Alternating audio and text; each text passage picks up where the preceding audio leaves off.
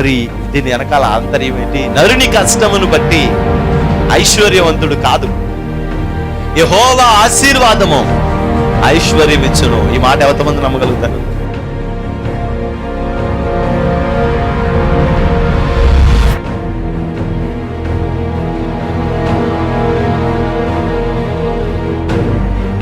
ఆ రక్షణను మనం చూడాలి, అనేక ఆత్మల రక్షణను మనం చూడాలి. దేవుని యొక్క మందిరంలో దేవుడు చేసే అద్భుత కార్యాలన్నిటినీ మన కన్నులారా మనం చూడాలి. నేడు ఈ ఇంటికి రక్షణ వచ్చింది. ఎప్పుడో మన దోషములను మనం విడిచిపెట్టుకున్నాం.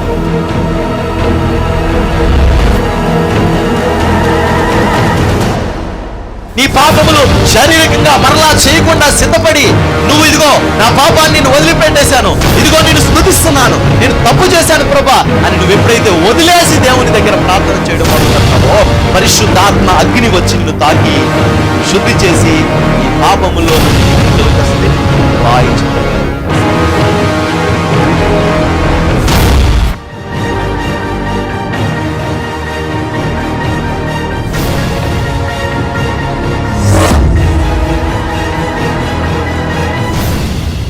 అట్టివారు సిగ్గుపడక గుమ్మములో తమ విరోధులతో వాదించుదురు. చాలండి.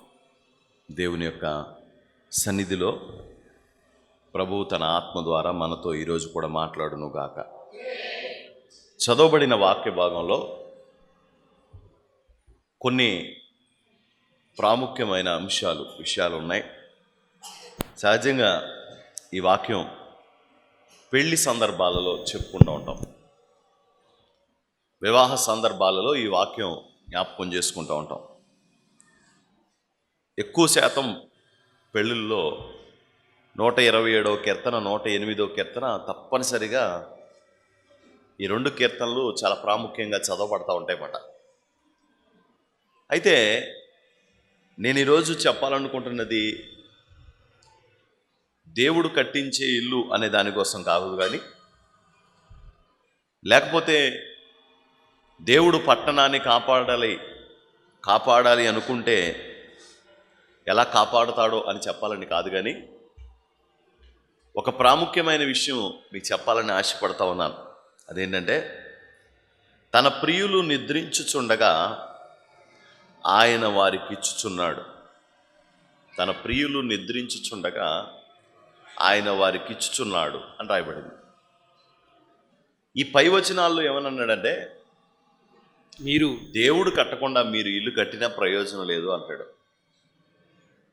దేవుడు కట్టకుండా మీరు కట్టాలని ఎంత ప్రయత్నం చేసినా అది జరగదు. మీరు ఎన్ని ప్రయత్నాలు చేయండి, ఆ ప్రయత్నం సఫలమవదు. దేవుడు ఇల్లు కట్టించాలి అనుకోవట్లేదు కాబట్టి. తర్వాత అంటాడు, దేవుడు పట్టణాన్ని కాపాడాలి అనుకుంటే ఎలాగైనా కాపాడతాడు. కానీ ఆయన అనుకోపోతే ఎవరు అనుకున్నా సరే ఉపయోగం ఏమి ఉండదు, ఆ పట్టణం ధ్వంసం అయిపోతుంది. మూడోది, మీరు పొద్దుటి లేచిపోయి రాత్రి దాకా కష్టపడి మీరు ఎంత కష్టపడిపోయినా మీకు అభివృద్ధి అనేది కలగదు. ఇక్కడ ఆయన చెప్పాలనుకుంటున్న, సొలొమోను గారు చెప్పాలనుకుంటున్న విషయం ఏంటంటే, నాయనా, దేవుడు కృప లేకుండా మీ జీవితంలో ఏమీ జరగదు. దేవుడు కృప చూపించాలి, అప్పుడే మీ జీవితంలో ఏదైనా జరుగుతుంది. దేవుడు కృప చూపించకుండా మీ జీవితంలో ఏం జరగదు. అభివృద్ధి అనేది దేవుడి చేతిలో ఉంది. అది దేవుడి చేతిలోంచి మాత్రమే మనకు అనుగ్రహించబడతా ఉంటుంది. గర్విష్ఠులు వాళ్ళ గర్వం చేత అణిచివేయబడతా ఉంటారు. వాళ్ళ గర్వం చేత వాళ్ళు చెడిపోతూ ఉంటారు, పాడైపోతూ ఉంటారు. కానీ ప్రభు దీనులను అంతకంతకు పైకి లేపుతాడు, పైకెత్తుతాడు.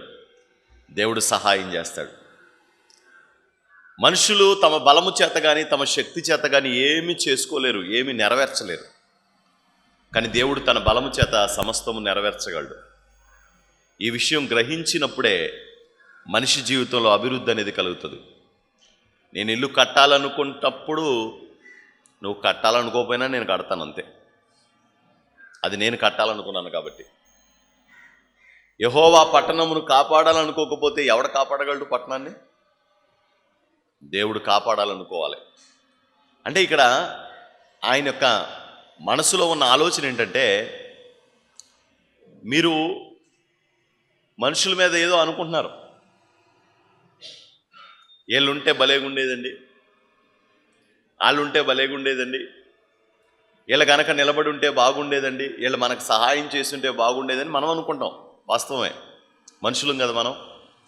కానీ దేవుడు ఏమంటున్నాడంటే, ఎవరు సహాయం చేస్తే ఏముంది అబ్బాయి, నేను నీకు సహాయం చేయకపోతే? ఎంతమంది సహాయం చేస్తే ఏముంది, నేను నీకు సహాయం చేయకపోతే? నేను నీకు సహాయం చేస్తే గనక వాళ్ళందరూ సైలెంట్గా ఉన్నా సరే ఆ పని అయిపోతుంది.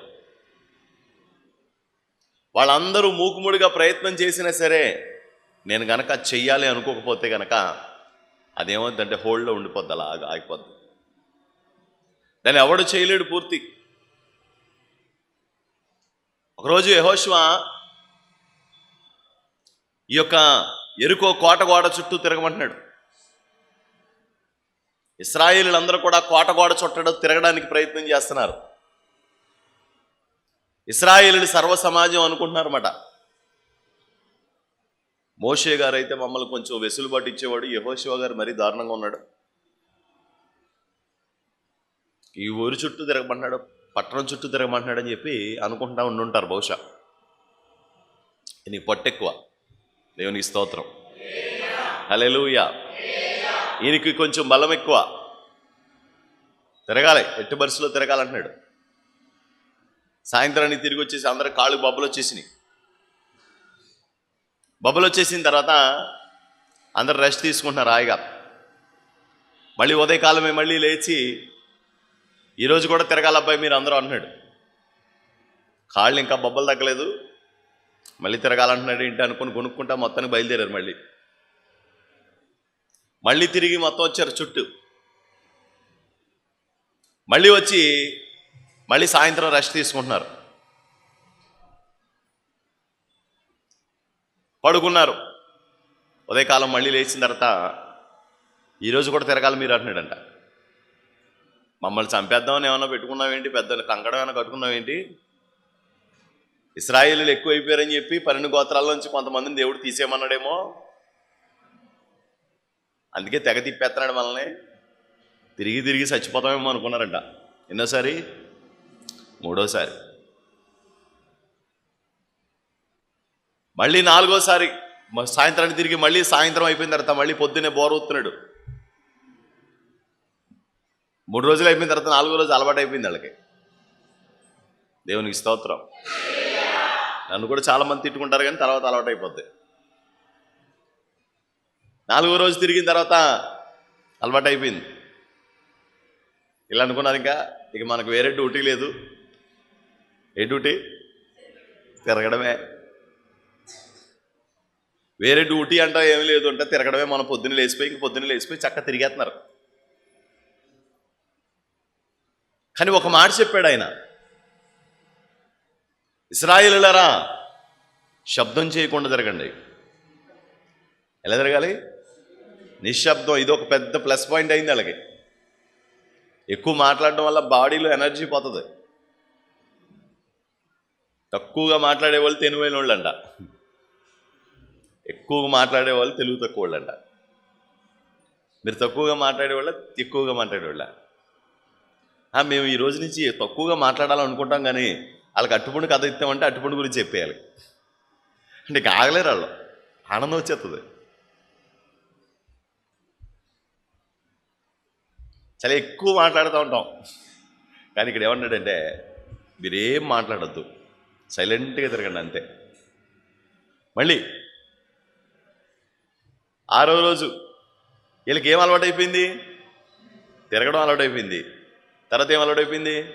సైలెంట్గా ఉండడం అలవాటు అయిపోయింది. యేసు రక్తమే జయం. హల్లెలూయా. చాలా స్థలాల్లో మన చర్చిలో ఏం చేస్తూ ఉంటుంది తెలుసండి, వచ్చిన తర్వాత నిన్న రాలేదే మన వారం, నువ్వు వారం రాలేదే అంటుంటారు ఇలా చేతులతో. అంటే మొన్న వారం మా వదినోళ్ళ అమ్మాయి పెద్ద మనిషి అయింది. ఆ పెద్ద మనిషి అయిపోయిన కార్యక్రమం వాళ్ళు ఆ రోజే పెట్టారు, అందుకని అక్కడికి వెళ్ళాల్సి వచ్చింది అక్క. అవునా, నేను కూడా వెళ్దాం అనుకున్నాను కానీ నాకు కుదరలేదు. వచ్చేవారు నాకు కూడా ఉంది అలాంటి ప్రోగ్రాం ఒకటి. అక్కడికి వెళ్ళిన తర్వాత కాలు పెణికింది, కట్టేయించుకుని సిమెంట్ కట్టేయించుకున్నాను, 6 రోజులు అయింది అని చెప్తాను. అయితే అనుకుని ఇద్దరు మాట్లాడుకుంటూ ఉంటారు.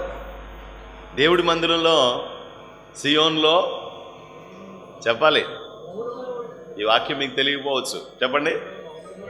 మౌనంగా ఉండుట దేవునికి స్తుతి చెల్లించుట. అలాగని చెప్పేసి స్తోత్రం హల్లెలూయా అన్నప్పుడు కూడా మీరు మౌనంగా ఉండకూడదు. అంటే వాక్యం చెప్పినంతసేపు మీరు ఎలా ఉండాలి? మౌనంగా ఉండాలి, ఏం మాట్లాడకూడదు, తర్కించకూడదు. సియోన్లో మౌనంగా ఉండడమే దేవుడికి స్తుతి చెల్లించడం. నువ్వు ఎంత మౌనంగా ఉంటావో అంత ఆయన గౌరవించినట్టు లెక్క. నువ్వెంత జాగ్రత్తగా ఉంటావో ఆయన అంత గౌరవించినట్టు లెక్క. ఇప్పుడు వీళ్ళకేం అలవాటైంది? మౌనం అలవాటైపోయింది. ఇంకేం అలవాటైంది? పరిగెత్తడం అలవాటైపోయింది. అలా పరిగెత్తడం అలవాటైపోయిన తర్వాత 7వ రోజు స్టార్ట్, మేము రెడీగా ఉన్నాం అంటున్నారు. ఎందుకు పరిగెట్టాలో తెలీదు, దేనికి యెహోషువ తిప్పుతున్నాడో తెలీదు, స్టార్ట్ రెడీ అంటున్నారు. ఆగండి ఆగండి ఆగండి, వెయిట్. చెప్పండి, ఈసారి మీరు సైలెంట్గా తిరగకూడదు, చాలా వైలెంట్గా తిరగాలి. అంటే గట్టి గట్టిగా స్తోత్రాలు చెప్తూ తిరగాలి. స్తోత్రాలు చెప్తూ తిరగాల. ఎలాగా? మీరు చెప్పండి స్తోత్రం అని బాగా చెప్పండి, మంచిగా చెప్పండి. ఇలా తిరగాలి. హల్లెలూయా. మీరు ఇలా తిరగాలి, దేవునికి స్తోత్రాలు చెప్పుకుంటూ స్తుతులు చెప్పుకుంటూ గట్టి శబ్దం చేస్తూ తిరగాలి ఈరోజు. అలాగేనయ్యా, ఓన్లే బాబు, ఆ సైలెంట్గా తిరగలేక చచ్చిపోతున్నాం. ఏదోటి ఏదో మాటలే, ఆ సైలెన్స్ భరించలేకపోతున్నాం. ఈ ఏదో మాట్లాడమన్నావు కాబట్టి దేవుడి మాటలతో పాటు 4 మాటలు మంచి మాటలు కూడా మాట్లాడే పొరపాటును కూడా ఎవరు మాట్లాడడానికి వెళ్ళలేదు.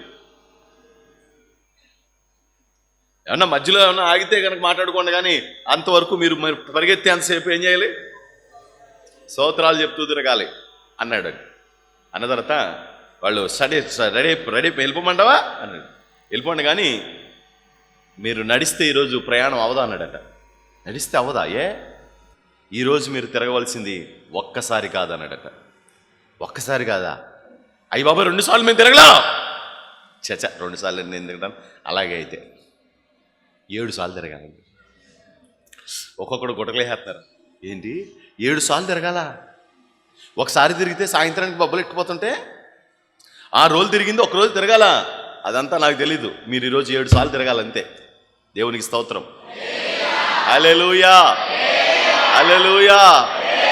మీరు 7 సార్లు తిరగాలంతే. ఒరేయ్, యెహోషువని గట్టిగా మళ్ళీ అలా అన్నామంటే ఆయన 14 సార్లు తిరగమంటాడు. అనరా బాబు. దేవునికి స్తోత్రం. శూర కార్యాలు నీ హస్తం చాపినావు నా కోసం, శూర కార్యాలు చేసే నీ హస్తం చాపినావు నా కోసం,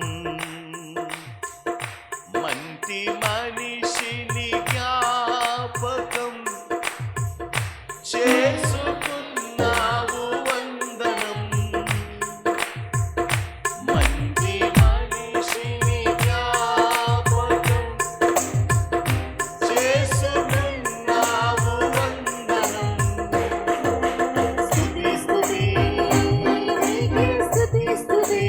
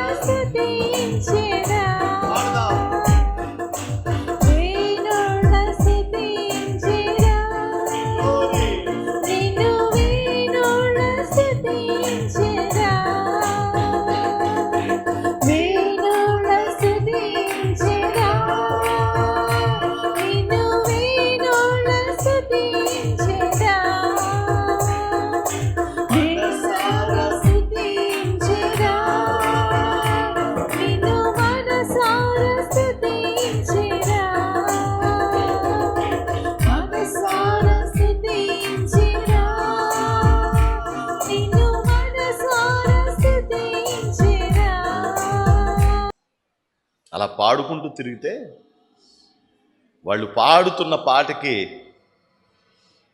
వాళ్ళు చేస్తున్న స్తుతికి దేవుడు ఇశ్రాయేలీల మధ్యలోకి దిగి వచ్చాడట.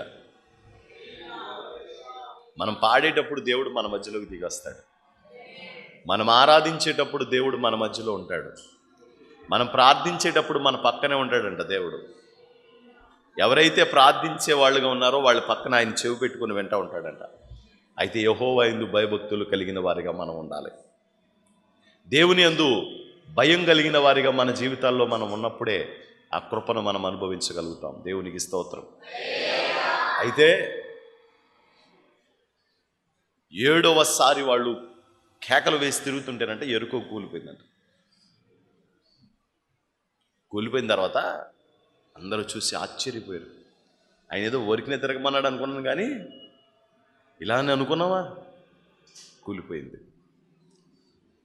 ఈరోజు దేవుడి సేవకుడిగా చెప్తున్నాను, మనం చేసే స్తుతి ద్వారా సాతాను యొక్క కోట గోడలన్నీ కూలిపోతాయి. దేవుణ్ణి మనస్ఫూర్తిగా ఆరాధించినప్పుడు మన జీవితాల్లో ఉన్న తెగులంతా తొలగిపోతుంది. దేవునికి స్తోత్రం. మనం ఎప్పుడు అలా స్తుతి చేయగలుగుతామో, హృదయపూర్వకంగా ఎప్పుడైతే దేవుణ్ణి మనం అలా ఆరాధించగలుగుతామో అప్పుడు దేవుడు తన కార్యాలని మన జీవితాల్లో జరిగిస్తాడు. దేవునికి స్తోత్రం. నేను ఆదివారం ఆరాధన అయిపోయిన తర్వాత, రెండో ఆరాధన అయిపోయిన తర్వాత వస్తా ఉండి నాకు 2012లో ఓపెనింగ్ గుర్తొచ్చింది. మందిరం ఓపెనింగ్. దేవుడు కృపను బట్టి అది యూట్యూబ్లో పెట్టేసిన కారణాన్ని బట్టి ఎప్పుడు కావాలంటే అప్పుడు చూడొచ్చు. నేనేం చేశానంటే కారులో వచ్చేటప్పుడు, మంతకు ముందు అది కారులో వచ్చేటప్పుడు ఏం చేశానంటే అది తీసి ఆరాధన 2012లో జరిగింది పెట్టుకున్నాను. పెట్టుకుని వింటా ఉన్నాను. క్యాసెట్లు ఏముండవు, ఆరాధన ఉంటుంది. మీరు వీలైతే చూడండి, మొదటి పాట మొదలవుతుంది. ఇంకా అక్కడి నుంచి ఒక పాటే, యెహోవా మందిర ఆవరణములో ఎన్నెన్నో మేళ్ళు కలవు, యేసు రక్తములోనే జయము మనకు జయమే, స్తుతి స్తోత్రములోనే జయము మనకు జయమే,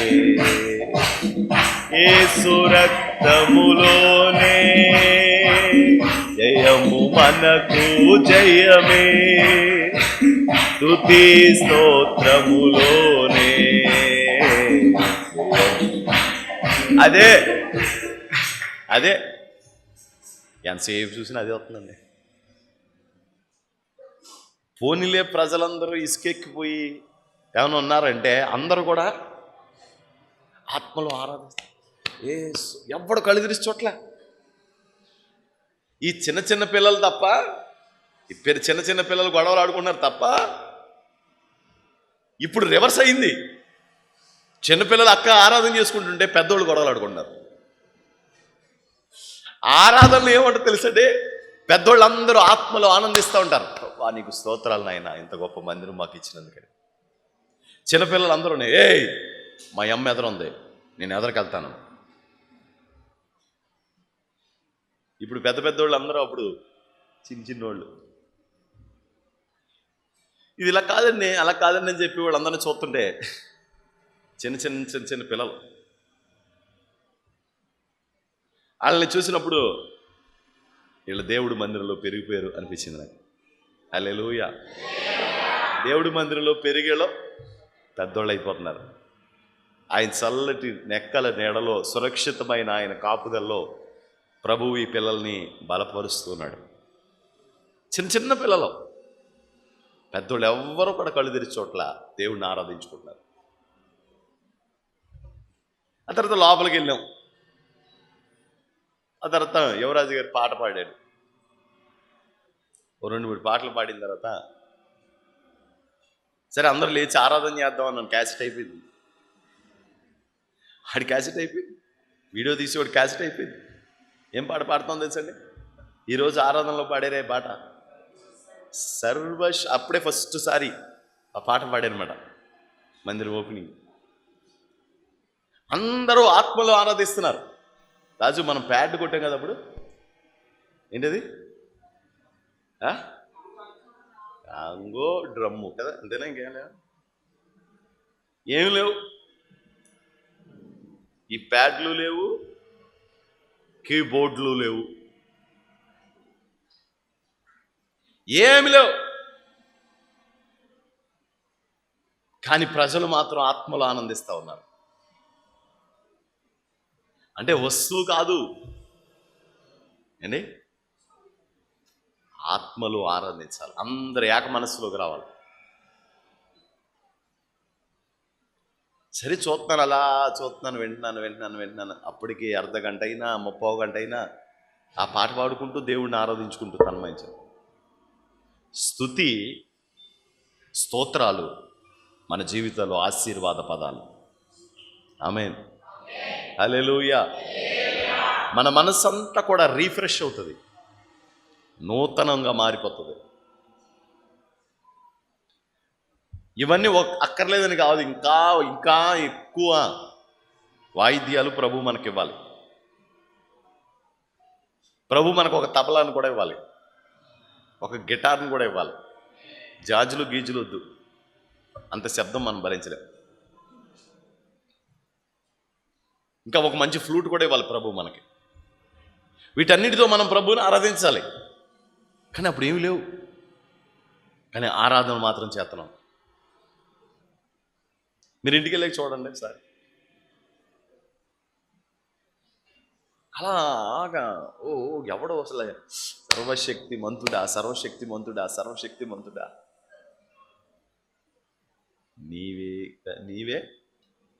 నీవేనయ్యా అతనికి అలా పాడేసుకున్నాం. మొత్తం ముద్దయిపోతున్నారు అందరూ శుభ్రంగా చెవులకు పెట్టున్నారు, ముక్కులు పెట్టున్నారు, కానీ ఆరాధనలో ఉన్నారు. చెవులకు లేవు, ముక్కులకు లేవు, ఆరాధన చేయట్లేదు ఈరోజు. గట్టిగా స్తోత్రం చెప్పండి. అసలు అందరూ భర్తలో దెబ్బలాడి పొడిసేస్తాను మందిరానికి వెళ్తే అన్న పరిస్థితిలో ఉన్నారు. ఈరోజు అందరు భర్తలు మందిరాలు కూర్చున్నారు, ఆరాధన చేయట్లే. ఆ ప్రతికూలత మన జీవితాల్లో దేవుడు అనుకూలతగా చేశాడు. ఆ స్తుతి ఆరాధనలో దేవుడు ఎరుకో కోట గోడలను కూల్చినట్టుగా కూల్చేశాడు దేవుడు. దేవునికి స్తోత్రం, హల్లెలూయా. మీరు 7వ మారు తిరుగుచూ ఉండగా అది ఎలా తిరగాలి తెలుసా? మనస్ఫూర్తిగా తిరగాలి. మనుషులు మోసపోతాం. ఎవరైనా చెప్తుంటే మంచిగా లాలనగా మాట్లాడితే ఇతడంత మంచోడు, నన్ను ఎంతగా ప్రేమిస్తున్నాడు అనుకుంటూ ఉంటాం. కానీ దేవుడు అలా మోసపడగా. దేవుడికి కావాల్సిందేంటి? మనసారా ఆరాధించడం కావాలి. Praise the lord, hallelujah.